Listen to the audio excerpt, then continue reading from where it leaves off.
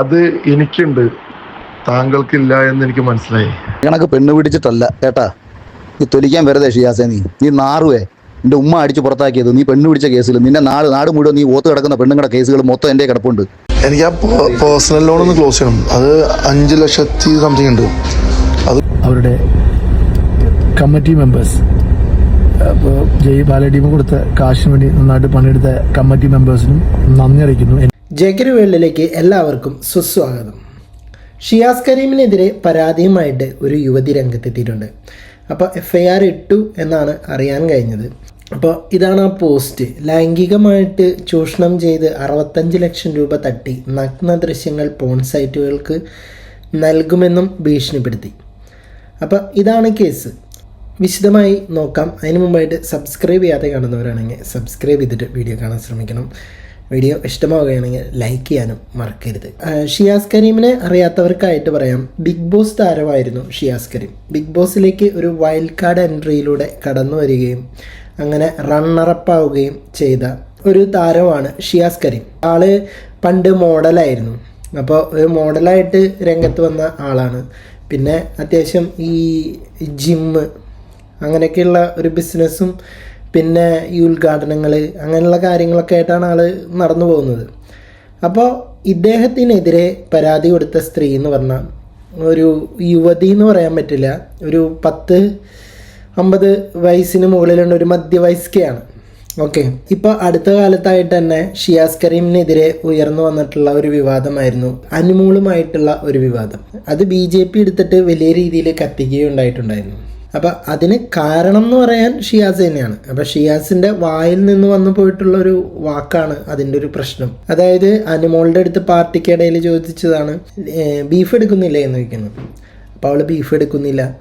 അപ്പോൾ എന്താ ബീഫ് കഴിക്കാത്ത, നീ എന്താ BJP ആണോ അതോ ഡയറ്റാണോ? ഈ ഒരു ക്വസ്റ്റ്യൻസിലെ ആൾ ബഹിരാകാശം എന്നല്ല, ശൂന്യാകാശമല്ല, വേറെ ഏതോ ഗ്രഹങ്ങളിലൊക്കെ പോയിട്ട് വന്നിട്ടുണ്ടായിരുന്നു. അവിടുന്ന് വന്നിട്ട് ഇപ്പോൾ ഈ കുറച്ച് നാളായിട്ടുള്ളൂ ഇതാ വീണ്ടും ആള് രംഗത്തെത്തിയിട്ടുണ്ട്. അപ്പോൾ ഷിയാസ് കരീമിനെതിരായിട്ട് വന്നിട്ടുള്ള ഈ പരാതിയിൽ കഴമ്പുണ്ടോ എന്ന് ചോദിച്ചു കഴിഞ്ഞാൽ നമുക്ക് 2 രീതിയിൽ ഈ ഒരു കേസിനെ കാണാൻ സാധിക്കും. ഒന്ന്, അഖിൽമാരാറുമായിട്ടുള്ള ഒരു പ്രശ്നം. BJPക്കെതിരെ ഇയാൾ എവിടെയും ശക്തമായിട്ട് കളിയാക്കുകയും പ്രതികരിക്കുകയും ചെയ്യുന്ന ഒരാളാണ്. അഖിൽമാരാരുടെ അടുത്ത് ഷിയാസ് കരീം പറഞ്ഞിട്ടുണ്ടായിരുന്നു, നിനക്ക് 5 കോടിയോളം രൂപ നീ കൈപ്പറ്റിയായിട്ടാണ് NDA സ്ഥാനാർത്ഥിയായതെന്ന്. അപ്പം അതൊരു വശമാണ്. അപ്പോൾ അഖിൽമാരാർ വിളിച്ചിട്ട് പറഞ്ഞിട്ടുണ്ടായിരുന്നു, നിനക്കെതിരെയുള്ള പെണ്ണേസ് ഉൾപ്പെടെയുള്ള സകല സംഭവങ്ങളും എൻ്റെ കയ്യിലുണ്ട്, അപ്പോൾ അത് ഞാൻ പുറത്തു വിടും എന്നുള്ള രീതിയിലൊരു ഭീഷണി അഖിൽമാരാർ തിരിച്ചും കൊടുത്തിട്ടുണ്ടായിരുന്നു. അപ്പോൾ അങ്ങനെയും ചിന്തിക്കാം നമുക്ക്. 5 കോടി കൈപ്പറ്റിയിട്ടാണ് നിങ്ങൾ NDA സ്ഥാനാർത്ഥി ആയതെന്നുള്ള ഷിയാസ് കരീമിൻ്റെ പ്രസ്താവനയ്ക്ക് എതിരായിട്ട് അഖിൽമാരാർ ഷിയാസ് കരീമിനെ ഭീഷണിപ്പെടുത്തുന്ന രീതിയിലുള്ള ഒരു വോയിസ് അയച്ചിട്ടുണ്ടായിരുന്നു. അപ്പം നമുക്ക് ആദ്യം ആ ഒരു വോയിസ് ക്ലിപ്പ് ഒന്ന് കേൾക്കാം. എന്നെ കണക്ക് പെണ്ണ് പിടിച്ചിട്ടല്ല കേട്ടാ, നീ തൊലിക്കാൻ വെറുതെ ഷിയാസെ. നീ നാറുവേ. നിന്റെ ഉമ്മ അടിച്ച് പുറത്താക്കിയത് നീ പെണ്ണ് പിടിച്ച കേസിൽ. നിന്റെ നാട് മുഴുവൻ നീ ഓത്ത് കിടക്കുന്ന പെണ്ണുങ്ങളുടെ കേസുകൾ മൊത്തം എൻ്റെ കിടപ്പുണ്ട്. നാട് മുഴുവൻ നീ ഓത്ത് കിടക്കുന്ന പെണ്ണുങ്ങളുടെ കേസുകൾ മൊത്തം എൻ്റെ കിടപ്പുണ്ട്. ഇതിൽ 2 പെണ്ണുങ്ങളെ കൊണ്ട് ഞാൻ ഒരു പരാതി പിടിപ്പിച്ചാൽ മതി. നീ അകത്താണേ. നിന്റെ ചെവുക്കല്ല അടിച്ചു പറിക്കാൻ തയ്യാറായിട്ട് നിൽക്കുന്ന പെരുമ്പാവൂരുകാരുണ്ടെന്നുള്ളത് നീ ആദ്യം ആലോചിക്കുക. അതാദ്യം നീ ആലോചിക്കുക. നിന്റെ ചുറ്റുവട്ടത്തുള്ളവന്മാരുണ്ട് നിന്റെ അടിച്ചിന്റെ ചെവുക്കല്ല് പറിക്കാൻ. എനിക്ക് ദൂരെ എങ്ങും പോകേണ്ട കാര്യമില്ല ഇനി. അപ്പോൾ ഇതാണ് അഖിൽമാരാറിൻ്റെ ശബ്ദ സന്ദേശം. അപ്പോൾ ഇങ്ങനെയും നമുക്ക് ചിന്തിക്കാം. അപ്പോൾ അതിനകത്ത് പറഞ്ഞ പോലെ എൻ്റെ അടുത്തുള്ള സ്ത്രീകളെ കുത്തിപ്പൊക്കും എന്നുള്ള രീതിയിൽ തന്നെയാണ് സംസാരിച്ചിട്ടുള്ളത്. അപ്പോൾ അങ്ങനെയും നോക്കാം. പിന്നെ വേറൊരു വഴിക്ക് നമ്മൾ ചിന്തിക്കുകയാണെങ്കിൽ, ഇപ്പം ആ സ്ത്രീയുടെ പരാതിയിൽ വന്നിട്ടുള്ളതെന്ന് പറഞ്ഞു കഴിഞ്ഞാൽ എന്നെ ലൈംഗികമായിട്ട് എന്നെ പീഡിപ്പിച്ചു എന്നോ എന്നെ ബലാത്സംഗം ചെയ്തു എന്നോ എന്നുള്ളതൊന്നല്ല ആ സ്ത്രീയുടെ പരാതി എന്ന് പറഞ്ഞു കഴിഞ്ഞാൽ. അപ്പോൾ ലൈംഗികമായി ബന്ധപ്പെട്ടിട്ടുണ്ടെങ്കിലും കൂടി അത് 2 പേരുടെയും പരസ്പര സമ്മതത്തോടു കൂടിയിട്ടുള്ള ഒരു ബന്ധപ്പെടലാണ്. അതുകൊണ്ട് തന്നെ ഈ ഇങ്ങനെയുള്ള ഒരു പരാതിക്ക് ഒരു കഴമ്പും ഉണ്ടാവില്ല. അപ്പം അങ്ങനെ ഒരു പരാതിയാണ് കൊടുത്തിരുന്നതെങ്കിൽ നമുക്ക് ആ സ്ത്രീ ഒരു തട്ടിപ്പാണെന്ന് പറയാമായിരുന്നു. പരാതി പരിശോധിക്കുമ്പോൾ കാണാൻ കഴിഞ്ഞത് ചൂഷണം ചെയ്തു എന്നാണ്. അതായത് ചൂഷണം ചെയ്തു എന്ന് പറഞ്ഞു കഴിഞ്ഞാൽ അവർ പരസ്പര വിശ്വാസത്തോടു കൂടിയിട്ട് ഒരുമിച്ച് ജീവിച്ചു. അതുപോലെ പരസ്പരം കല്യാണം കഴിക്കും എന്നുള്ള ഒരു വ്യാജേന ഒരുമിച്ച് ജീവിച്ചു, ഫിസിക്കലായിട്ടും ബന്ധപ്പെട്ടിട്ടുണ്ട്. പിന്നെ അവരെ കല്യാണം കഴിക്കുകയല്ല ഉണ്ടായത്. അപ്പം അതിനെയാണ് ചൂഷണം ചെയ്തു എന്ന് സ്ത്രീ പറയുന്നത്. പിന്നെ പറയുന്നത് സാമ്പത്തികമായിട്ട് ചൂഷണം ചെയ്തു എന്നുള്ളതാണ്. സാമ്പത്തികമായിട്ട് ചൂഷണം ചെയ്തു എന്ന് പറഞ്ഞാൽ ഏതാണ്ട് 65 ലക്ഷം രൂപയോളം സാമ്പത്തികമായിട്ട് കൈപ്പറ്റിയിട്ടുണ്ട് ഷിയാസ്. ഇപ്പോൾ ഇവരുമായി ബന്ധപ്പെട്ടിട്ടുള്ള രംഗങ്ങൾ, അതുപോലെ നഗ്ന ദൃശ്യങ്ങൾ, അപ്പോൾ ഈ ഒരു സംഭവങ്ങളൊക്കെ പോൺ സൈറ്റിൽ കയറ്റും എന്ന് പറഞ്ഞ് ഭീഷണിപ്പെടുത്തി എന്നാണ് പരാതിയിൽ പറയുന്നത്. അപ്പോൾ അങ്ങനെ വെച്ച് നോക്കുമ്പോൾ ഷിയാസ് കരീം അങ്ങനെ പറഞ്ഞിട്ടുണ്ടാവാം എന്ന് നമുക്ക് തോന്നിപ്പോവാണ്. കാരണം ഇപ്പോൾ ലീക്കായി വന്നിട്ടുള്ള ഓഡിയോ ശബ്ദങ്ങളൊക്കെ നമ്മളെ ആ ഒരു വഴിക്കിലോട്ടാണ് നമ്മളെ ചിന്തിപ്പിക്കുന്നത്. പിന്നെ മാനസികമായി പീഡിപ്പിച്ചു. അതായത് ഒരിക്കലും ആ സ്ത്രീ എവിടെയും പറയുന്നില്ല എന്നെ റേപ്പ് ചെയ്തു, എന്നെ ബലാത്സംഗം ചെയ്തു. ഈ ഒരു 2 കേസുകൾ എവിടെയും പറയുന്നില്ല, എവിടെയും ചൂണ്ടിക്കാണിക്കുന്നില്ല. ചൂഷണം ചെയ്തു എന്ന് തന്നെയാണ് പറയുന്നത്. അങ്ങനെ നോക്കുമ്പോൾ ഒരർത്ഥത്തിൽ ഇപ്പോൾ കല്യാണം കഴിക്കാം എന്നും പറഞ്ഞിട്ട് ചൂഷണം ചെയ്യാം. ആ ഒരു കേസിൽ സത്യമുണ്ടാവാൻ സാധ്യതയുണ്ട്. ഓക്കെ, ഇനി നമുക്ക് ഒരു ഓഡിയോ കേൾക്കാം. 10 ലക്ഷം രൂപ എനിക്ക് അക്കൗണ്ടിൽ വേണ്ട, കൈ തന്നാൽ മതി. കാര്യം അക്കൗണ്ടിൽ വെച്ച് കഴിഞ്ഞാൽ നമുക്ക് ഇൻകം ടാക്സ് ഇഷ്യൂസ് എനിക്ക് വരും. അപ്പോൾ നീ എനിക്കത് പൈസയായിട്ട് വാങ്ങിച്ചു കയ്യിൽ വെച്ചാൽ മതി, അതാണ് നല്ലത്. അക്കൗണ്ടിലേക്ക് ഉണ്ടാവും. അല്ലെങ്കിൽ തന്നെ ഈ 2 വർഷമായിട്ട് ഇൻകം ടാക്സ് അടച്ചിട്ടില്ല, അത് അടയ്ക്കണം. ജിമ്മോട് ഇങ്ങനെ അത് അടയ്ക്കണം, അല്ലെങ്കിൽ ചിലപ്പോൾ എനിക്ക് പണി കിട്ടും. അത് കുറച്ച് കടമൊക്കെ വന്നുകൊണ്ടാ. അനുമോൾക്ക് ഒരു 1,40,000 കൊടുക്കാനുണ്ട്. എന്തായാലും അയക്കേ 10 ഒരുമിച്ച് കിട്ടുകയാണെങ്കിൽ നമുക്ക് പരിപാടികൾ പെട്ടെന്ന് ഇവിടെ തുടങ്ങും. അതാണ് ഞാൻ പറഞ്ഞത്. അങ്ങനെ 2ആയിട്ട് വന്നു കഴിഞ്ഞാൽ പരിപാടി ഈസി ആയിരിക്കും. ഇൻഷാ അല്ലാ അത് ജിമ്മ എന്തായാലും ഞാൻ സെറ്റാക്കി. ഞാൻ നിന്റെ 20 ലക്ഷം രൂപയിൽ അത് തീർക്കണം എന്ന് എൻ്റെ മനസ്സ് പറഞ്ഞാൽ ഇൻഷാ അല്ലാ അത് തീർക്കും എന്ന് പ്രതീക്ഷിക്കാം. ഇനിയിപ്പോൾ കുറച്ച് പൈസ കൂടുതലാണെങ്കിൽ നീ എന്തായാലും ചെയ്തു തന്നെ ഉള്ളൂ. അത് ഓക്കെ ആവും എൻ്റെ മനസ്സ് പറയണം. ബാക്കി ഇത്തിരി ടൈറ്റ് വരുമായിരിക്കും. എന്തായാലും ഇൻഷാ അല്ലാ റെഡിയാക്കി എടുക്കണം. അതെന്തായാലും അത് അവിടെ നിന്ന് സാധനമൊക്കെ വാരിക്കൂട്ടി ഒന്ന് ഫിറ്റും ഇത്തിരി സ്പ്രേ പെയിനൊക്കെ ചെയ്യണം, കുറച്ചൊന്ന് വൃത്തിയാക്കണം. അതൊക്കെ ചെയ്തൊന്ന് സെറ്റാക്കി എടുക്കണം ഇൻഷാ അല്ലാ. എനിക്ക് 10 ലക്ഷം രൂപ എനിക്ക് അക്കൗണ്ടിൽ വേണ്ട, കൈ തന്നാൽ മതി. കാര്യം അക്കൗണ്ടിൽ വെച്ച് കഴിഞ്ഞാൽ നമുക്ക് അത് അടയ്ക്കണം. ജിമ്മോട് ഇങ്ങനെ അത് അടയ്ക്കണം, അല്ലെങ്കിൽ ചിലപ്പോൾ എനിക്ക് പണി കിട്ടും. ഞാൻ ഒന്നും പറയാനില്ല. ശരി, എക്യുപ്മെന്റ്സിന് കുറച്ച് അഡ്വാൻസ് കൊടുക്കാന്നാ. ഓക്കെ ശരി. ഒരു സമയത്ത് എത്ര രൂപ നമുക്ക് ട്രാൻസ്ഫർ ചെയ്യാൻ വലിക്കാൻ പറ്റും ATM ൽ നിന്ന്? 1 lakh എടുക്കാൻ പറ്റുമോ ഒരു ദിവസം? എനിക്ക് ആ പേഴ്സണൽ ലോൺ ഒന്ന് ക്ലോസ് ചെയ്യണം. അത് 5 ലക്ഷത്തി സംതിങ് ഉണ്ട്, അത് ക്ലോസ് ചെയ്യണം. എൻ്റെ നല്ലതിലും ചീത്ത സമയത്തും നല്ല സമയത്ത് എപ്പോഴും കൂടെ ഉണ്ടായാൽ മതി. സപ്പോർട്ടായിട്ട് താങ്ങായിട്ട് തണലായിട്ടും. അത് അതിനിടയിൽ എന്ത് നടന്നാലും നമുക്ക് ബോണസ് അത്രയും. എനിക്ക് ഒരു കുഴപ്പമില്ല. നീ എപ്പോഴും എൻ്റെ മരണം പോലെ ഉണ്ടാവും. ഞാൻ ഫസ്റ്റ് വരയ്ക്കുകയാണെങ്കിൽ നീ എൻ്റെ സന്തോഷത്തിനോടുണ്ടാവും, മണ്ണിടാനൊക്കെ ആയിട്ട്. നീ വരയ്ക്കുകയാണെങ്കിൽ ഞാൻ ഉണ്ടാവും, അത്ര മതി.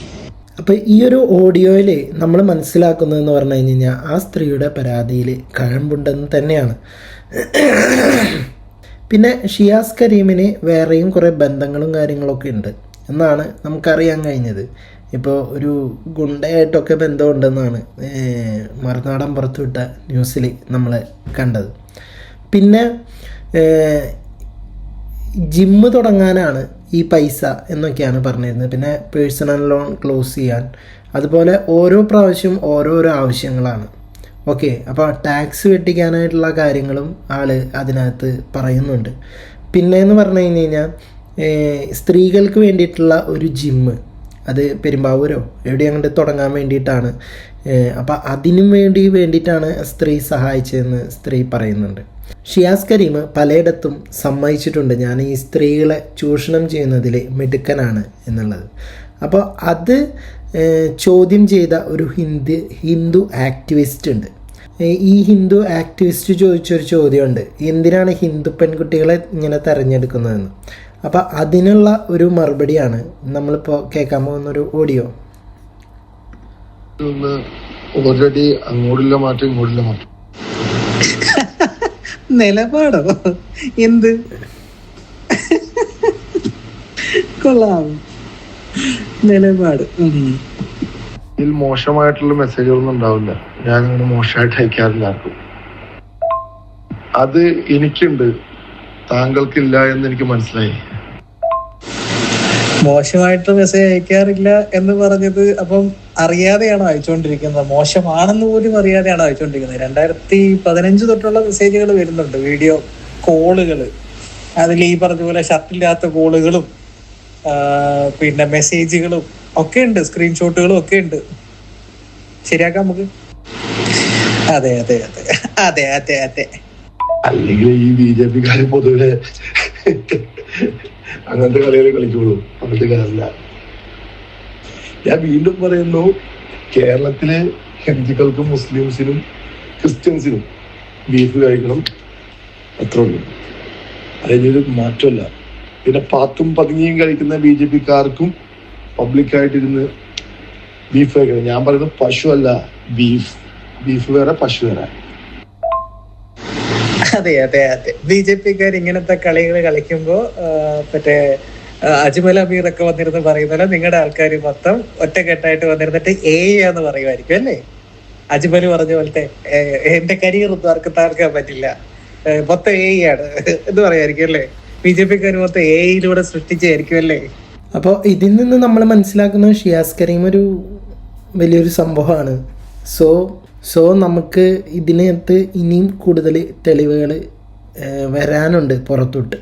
അപ്പോൾ അത് വന്നതിന് ശേഷം നമുക്ക് വീണ്ടും സംസാരിക്കുന്നതായിരിക്കും ഉചിതം. ഇതിനകത്ത് ഏതാണ് ശരി ഏതാണ് തെറ്റെന്ന് പറയാൻ പറ്റില്ല. ഇപ്പോൾ ഒരു BJP-ക്കെതിരായിട്ട് പ്രവർത്തിക്കുന്ന ആരെയും അടപടലം പൂട്ടാൻ അവർക്ക് സാധിക്കും. കാരണം അവർക്ക് വേണ്ടതൊരു കടന്നുകയറ്റമാണ്. അപ്പോൾ ആ കടന്നുകയറ്റത്തിനായിട്ട് അവരുപയോഗിക്കുന്ന ചൂണ്ടയിൽ കൊത്തുന്ന മീനുകൾ, ആ മീനുകളെ വെച്ചിട്ട് അവർ മാക്സിമം മുതലെടുപ്പ് നടത്തും. ഇത് കുറച്ച് നാൾ മുമ്പ് ഷിയാസ് കരീമിൻ്റെ ഫേസ്ബുക്കിൽ പോസ്റ്റ് ചെയ്തിട്ടുള്ളൊരു വീഡിയോ ആണ്. അപ്പോൾ ഇതിൻ്റെ ഒരു ആഫ്റ്റർ എഫക്റ്റ് കൂടിയാവാനും ഇത് സാധ്യതയുണ്ട്. അത് എനിക്ക് ഇതിനകത്ത് ഏതാണ് സത്യം ഏതാണ് കള്ളമെന്ന് തിരിച്ചറിയാൻ സാധിക്കുന്നില്ല. അത് വരും ദിവസങ്ങളിൽ നമുക്കറിയാൻ സാധിക്കുമെന്ന് വിചാരിക്കുന്നു. എനിക്ക് കൃത്യമായിട്ടൊരു നമുക്ക് ഒരു കൺക്ലൂഷൻ ഇതിൽ വരുത്താൻ സാധിക്കുന്നില്ല. എന്തായാലും നമുക്ക് ഈ ഒരു വീഡിയോ അത് കണ്ടിട്ടുണ്ടാവാം നിങ്ങൾ. മുമ്പ് അനുമോളും ഷിയാസും തമ്മിലുള്ള ആ ബീഫിൻ്റെ പ്രശ്നം വന്നിട്ടുണ്ടായിരുന്നല്ലോ. അപ്പോൾ അതിന് ശേഷം ആൾ സംസാരിച്ച ഒരു വീഡിയോ ആണ്. ഇപ്പോൾ ഞാനടക്കമുള്ള ആൾക്കാർ ഈ അനുമോളുടെയും ഇപ്പോൾ ആ ഒരു ബീഫ് വിഷയം നമ്മൾ റിയാക്ട് ചെയ്തിട്ടുള്ളതാണ്. അപ്പോൾ ഒരു നന്ദി അറിയിക്കാൻ വേണ്ടി ഈ വീഡിയോ തന്നെ. ഞാനെൻ്റെ ഭാര്യയും കല്യാണം കഴിച്ചിട്ട് ഒരു 2 വർഷം അടുത്താവാറേ. ഞങ്ങൾ കല്യാണ സമയത്തും ഇത്ര റീച്ച് ഇട്ടിട്ടില്ല. എൻ്റെ ലൈഫിൽ എൻ്റെ അക്കൗണ്ട് ഇത്ര റീച്ച് ആവുന്നത് ഈ 3 ദിവസം കൊണ്ടാട്ടോ, 3-4 ദിവസം. അതിനുവേണ്ടി ഹാർഡ് വർക്ക് ചെയ്ത ജയ് ബാലയ്യ ടീമിനും അവരുടെ കമ്മിറ്റി മെമ്പേഴ്സ്, അപ്പോൾ ജയ് ബാലയ്യ ടീം കൊടുത്ത കാശിന് വേണ്ടി നന്നായിട്ട് പണിയെടുത്ത കമ്മിറ്റി മെമ്പേഴ്സിനും നന്ദി അറിയിക്കുന്നു എൻ്റെ കുടുംബത്തിൻ്റെ വക. അതുപോലെ കേരളത്തിൽ ശുദ്ധമായ പോത്തിറച്ചിക്കും അതുപോലെ പോർക്കിറച്ചിക്കും വില കൂട്ടിക്കൊടുത്ത ബാലയ്യ ടീമിന് എൻ്റെ നന്ദി അറിയിക്കുന്നു. ഈ നന്ദി പറഞ്ഞതിൻ്റെ ഒരു വെൽക്കം, നമ്മൾ താങ്ക് യു പറയുമ്പോൾ ഒരു വെൽക്കം ചെയ്യുമല്ലോ, അപ്പോൾ അതുപോലൊരു വെൽക്കം ആയിരിക്കും അവരിപ്പോൾ കൊടുത്തിട്ടുണ്ടാവാം. സോ ഇതിനകത്ത് പൊളിറ്റിക്സ് ഉണ്ടോ എന്ന് ചോദിച്ചാൽ എനിക്കറിയില്ല, മിക്കവാറും ഉണ്ടാവാൻ സാധ്യതയുണ്ട്. എന്താണെന്ന് വെച്ച് കഴിഞ്ഞാൽ ഇപ്പോൾ അടുത്തടുത്തായിട്ട് ഷിയാസ് കരീമിനെതിരായിട്ട് കുറേ സംഭവങ്ങൾ വന്നുകൊണ്ടിരിക്കുകയാണ്. ഇപ്പോൾ മുമ്പ് നമ്മൾ പരിശോധിച്ച് കഴിഞ്ഞാൽ അറിയാൻ പറ്റും, എമ്പുരാൻ സിനിമ എടുത്തതിൻ്റെ പിന്നാലെ ഗോകുലം ഗോപാലിനടക്കം ED റെയ്ഡ് വരികയും ഇവർക്കെതിരെ സംസാരിച്ച് കഴിഞ്ഞാൽ അങ്ങനെയുള്ള സംഭവങ്ങളാണ് പിന്നീട് വരിക. ഒരാളെ അടപടലം പൂട്ടാൻ ഇവർക്ക് സാധിക്കും എന്നുള്ളതാണ്. എന്താണെങ്കിലും വരും ദിവസങ്ങളിൽ ഇതിൻ്റെ ചുരുളുകൾ അഴിയട്ടെ എന്ന് വിചാരിക്കുന്നു. FIR ഇട്ടിട്ടുണ്ടെന്നാണ് കേൾക്കുന്നത്. ഇപ്പോൾ കുറച്ച് നാൾ മുമ്പും ഇതുപോലെ ഷിയാസിനെ ചെന്നൈ എയർപോർട്ടിൽ വെച്ചിട്ട് അറസ്റ്റ് ചെയ്തിട്ടുണ്ടായിരുന്നു, സെയിം കേസിൽ തന്നെ. സോ നമുക്ക് കാത്തിരുന്ന് കാണാം എന്താകും എന്ന്. അപ്പം നിങ്ങളുടെ അഭിപ്രായങ്ങൾ എന്താണെങ്കിലും താഴെ കമൻറ്റ് ബോക്സിൽ രേഖപ്പെടുത്തുക. പോയി വരാം അടുത്തൊരു വീഡിയോയുമായിട്ട്.